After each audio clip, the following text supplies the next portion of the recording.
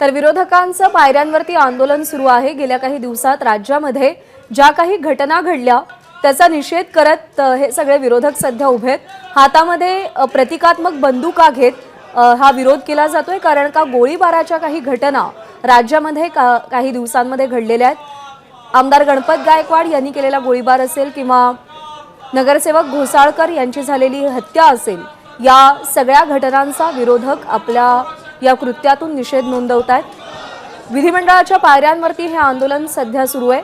एकीकडे आरक्षणाची मागणी केली जाते, तर राज्यामध्ये गुंडा राज आला असल्याची टीका करत गेल्या महिन्याभरातल्या घटनांचा निषेधही केला जातोय। विधान परिषदेचे विरोधी पक्षनेते अंबादास दानवे, भाई जगताप, विरोधी पक्षनेते विजय वडेट्टीवार, वर्षा गायकवाड, अनिल देशमुख हे सगळे आमदार, सतेज पाटील सध्या विधिमंडळाच्या पायऱ्यांवरती आंदोलन करतायत। राज्यामध्ये गुंडाराज असल्याची टीका अंबादास दानवे यांनी केली आहे। तर आरक्षणाच्या मागणीसाठी सुद्धा हे आंदोलन केलं जातंय।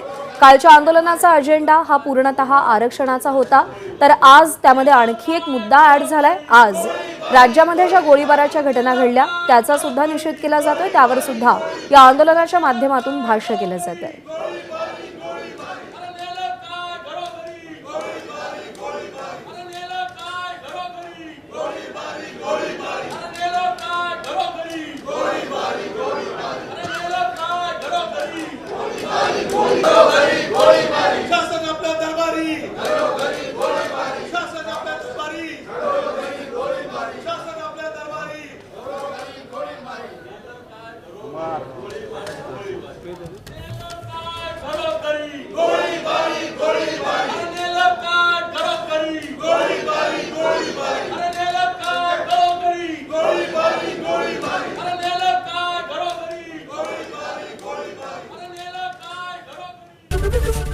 एबीपी माझा, उघडा डोळे बघा नीट।